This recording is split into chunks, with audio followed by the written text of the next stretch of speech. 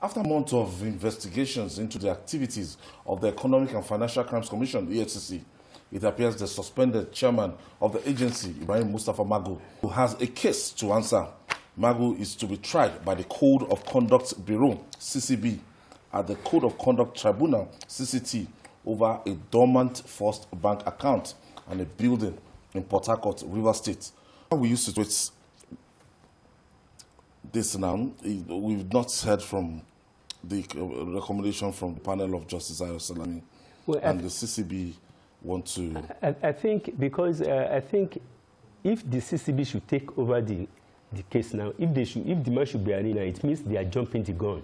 So far, the federal government, the president, constituted the Ayo Salami panel, which has a presidential power, and in which case he has submitted his report to the president last week, Friday or so. So I think the CCB should wait for the outcome of that report.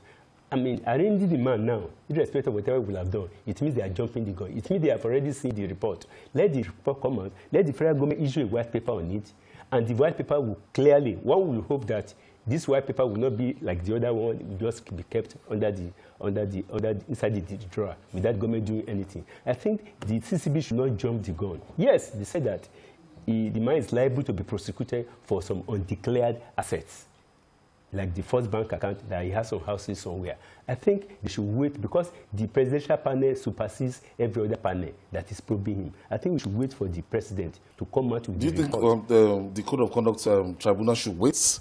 Because this is... except we are taking it as a separate case. If it is a separate case... This is like those assets that you don't declare as a public officer. Yes. If that is the case, then it means we have a lot of things to do. So if they have to do that now, it should be done within the confines of the laws of Nigeria. It should be done within the confines of the law. Because I think anybody can go to court to say that the outcome of the presidential investigation. So far, the president has constituted a high-powered judicial panel. It was a judicial panel, not an administrative probe. If it's an administrative probe, you can say, but judicial panel. I think the federal government, too, it behoves on President Buhari to quickly come out with all the recommendations or observations of the Justice Ayo Salami panel. And we face the real thing. Nigerians have to know what went wrong during the tenure of Magu as the chairman of the EFCC. So, Babajide, this Code of Conduct Tribunal, this is a different ballgame from the presidential panel that was set up to probe Ibrahim Mustapha Magu. Now we have CCB, we have to deal with CCT and CCB. What do you make of this situation? Well, I think that this determination has always been to find something to nail Magu, and they seem to think that even the Salami panel is not enough. Because the question to ask is, why now? Why now? Why is it that it's at this time that the Code of Conduct Bureau is coming up with his plan to put Magu on trial? Because he did not disclose a bank account that had gone dormant in his declaration of assets. I think I'm more interested in knowing all the money that we were told that Magu stole. I'm interested in seeing the content of Justice Salami's report to show us whether he indeed had any house in Dubai or had a house in Banana Island, or he stole a hefty sum of money at EFCC. Umar, the acting chairman of EFCC, faced the National Assembly last week, and the EFCC had 4 billion in unspent funds. So the senators were saying, why are you asking for more money when even the money that we allocated to you people, you didn't finish spending everything? I have no doubt at all in my mind that if Magu was the rogue that some people wanted us to believe, there's no way that a 4 billion naira will be sitting in the coffers of the EFCC, to the point that the National Assembly will now be saying, we allocated money to you, you didn't even finish spending it. Their account will be in the red if some of those claims that these people made were actually true. So I'm eager to know the content of that report. What did Baba Salami discover? Because one of the reasons that Magu lost the sympathy of many Nigerians was the fact that the impression was given that he was a rogue, that he was stealing money through bureau de change operators. But the bureau de change operators that they claimed worked with Magu were subjected to a lie detection test. And they passed in flying colors. Babajide, So you also we want know that to know it's an offense. where those houses are. Babajide, you know For it's an now, offense. the official house that we know that Magu has is the one in Karu, Nasarawa State, in a run-down part of Nasarawa State, Karu. Run-down part. So Babajide, let them give us, that's what we are interested in. Okay. Then how much is in that account, that dormant account, for which the CCB wants to put him on trial? They should tell Nigerians how much they found in the account, that First Bank account, so that Nigerians will know whether indeed it was a hefty sum of money that they found there, an account that had been dormant for 5 years. He was using it to pay the school fees of his children. At a point, he abandoned it. We all sometimes abandon some bank accounts, but that does not make us criminals. Because I'm saying, what I'm trying So to ask you is that is the thing. We are waiting. A public officer is meant to declare all his assets when he was entering office. And maybe after every 4 years, they are meant to check it and everything.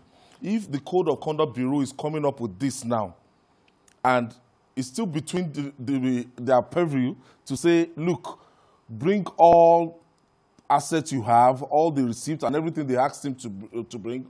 So if he's found wanting, that is when he's going to be sent to the tribunal to face trial. Is there anything wrong with this, Jide? There is nothing wrong, but it deserves fair hearing. You see, Magu was overzealous. Magu stepped on toes. In some cases, Magu misbehaved. In some cases, Magu believed in this media trial. But that doesn't mean that we should not be fair to him. Whatever offense he has committed doesn't mean that we should not be fair to him. A man was chased out of office in the way we have done. He has no access to his office where a lot of his documents are. And you want to bring him before the CCB. And he's saying, you are asking for my pay slips. You are asking for title documents of my properties or whatever that I have. You are asking for my acceptance letter, appointment letter, acceptance, and all that. And he's saying, I can only present all of this to you if I have access to that office. Since he was suspended, he has not had access to the office. So how does he then provide the documents that they have asked for? You know? How does he provide? So that is still fairness that we are talking about. So the man is saying, give me more time so that I will be able to have access to that office, and then the documents that you want me to provide, that are in my personal file, I can bring them. So this is the thing. Nobody is saying, they said that he has a house in Port Harcourt. You know? In the fullness of time, it will be discovered whether indeed he has a house. The same white goose chase that we have seen in the last few months, 6 months, yet the so-called houses he had in Dubai, his accusers were unable to bring a single evidence, a shred of evidence they can't bring. Now it is the bank that is begging begging his pastor not to go to court. So all sorts of funny things happened. We waited and waited for 6 months. But I am waiting to see what is told. Because in the speech that Justice Salami read, Justice Salami was talking about the need to remove the police from EFCC. But to do that, you have to amend the EFCC Act. Policemen didn't just impose themselves on EFCC. The law allows them to be there. The law allows the EFCC to be headed by a policeman or a retired policeman. So the law must first be amended. So this is the thing. If you believe that Magu has stolen money, I will be excited if you can provide the proof. That's what we are waiting for. After 6 months, we have not seen any concrete evidence that is a thief. So how much longer should we wait? We wait until Jesus Christ returns to the earth? It started with Ibrahim Magu. There's some allegations against him. After those allegations, the panel, their terms of reference was extended, and it kept going on and on. It kept going on and on and on. And today, we don't even know the fates of I think he's under suspension. The more we wait on this particular, the more the president deter in publishing the report or the white paper on that thing, the more we lose the momentum of actually getting to the point, and the more we lose the respect of the international community. Because Magu was occupying a very sensitive position that was very crucial to the anti-corruption war of the President Buhari's government. If he could not come out with the white paper, then it would not be have been deemed to be qualified to suspend the man in the first instance. Because we have to get to the bottom of the matter to know whether all those people who engineered the suspension of Magu actually did that for the national interest of their personal interest. Now, if the CCB is coming, like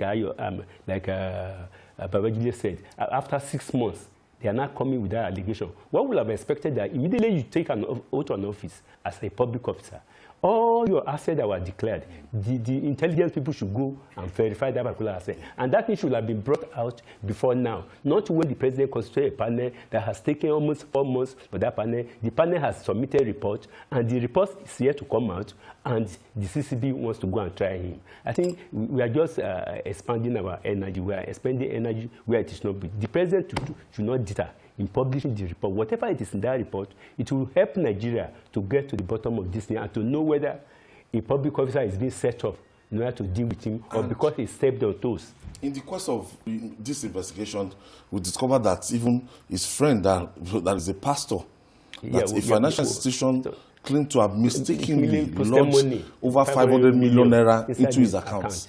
And that money was the one that was allegedly given by Magu to the man to purchase a house in Dubai.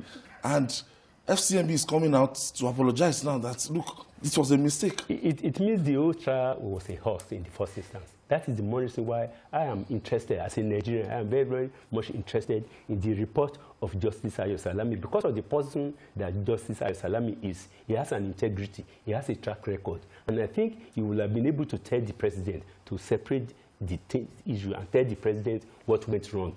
Without the report coming out, I believe every other associated trial is just distracting our attention. The onus lies on the president to do this thing for Nigeria, so that we can know whether those people are just after Magu to prevent him from doing his job for which he was appointed, and he was an acting capacity for 5 years. So the onus lies on the table of the president to do the needful and publish the report. If the chairman of the panel has been so courageous enough to come out with a report, let the president publish the report so that the whole world can see whether Magu is a saint or whether it's a rogue that should not head an anti-corruption agency in Nigeria. Remember that the Senate, the last 8th Senate, refused to confirm his appointment. The president insisted that he must be there. He must continue to act on acting, which means the president has a confidence in him. Let him publish the report of Ayo Salami to show the whole world the manner of the kind of person Magu is. Babajide, head or tail, this man might not come out of this unblemished, because he cannot be returned as the EFCC chairman, because it seems this whole thing that if after this panel is going to face the CCB, at the end of the day, Ibrahim Magu will be at the losing end, Jide? Yeah. The truth is, Ibrahim Magu does not have to return to his job as CFCC chairman. It is not. What I think is more important for him at this stage is to clear his name. And I believe that if he thinks that Justice Salami's panel has not done justice to him, he will go to the courts. Because Justice Salami's panel is not a court of law, it's just an administrative panel. He cannot order anybody's arrest. He can only make suggestions. So if Magu does not feel that he had been treated fairly by Justice Salami's panel, the remedy at his disposal is to go to court. Because, look, his good name is more important than anything. But there are implications for treating honest Nigerians who put their lives on the line to serve their country. There are implications for treating them unfairly. Because many more people would think that, look, it makes no sense to come into government to serve your country. We live in a country where if we fall out of favor with certain individuals, the next thing they'll think of is to embarrass you, put you to shame, destroy your family name. That is why many competent people don't want to serve in government. In many countries of the world, it's such an honor to serve your country. But because of the Nigerian system, many people will say, no, I don't want to be embarrassed. Oh, they are going to soil me, my good name. And because there's a preponderance of crooked people in government, the few people who are not crooked like them are people that they go out of their way to destroy. So that at the end of the day, everybody looks the same. And that is wrong. As I've said before, and I've given examples, it's not every policeman that is a thief. Yes, we have irresponsible policemen. We have policemen guilty of aberrant behavior. We have SARS people who are bloodthirsty. But within that same police, we have decent people. We have God-fearing people. We have policemen who will never take bribe. You can't even suggest it to them. The notion that every Nigerian has a price, that every Nigerian is crooked, every Nigerian will take bribe when he thinks the price is right, is a very, very terrible notion. And I have encountered Nigerians who will rather invite God to take their lives than steal money, than be corrupt. I still wait to be convinced that Magu is a thief. So I'm waiting, and it's a challenge that I've thrown. Let them bring evidence of the houses that Magu bought in Dubai, the houses that Magu bought in Banana Island, the evidence that Magu stole money and kept in some fictitious accounts, as we know that our politicians do. If we cannot bring those facts, as they say during weddings, we should keep quiet forever. All right. Okay. I take this break and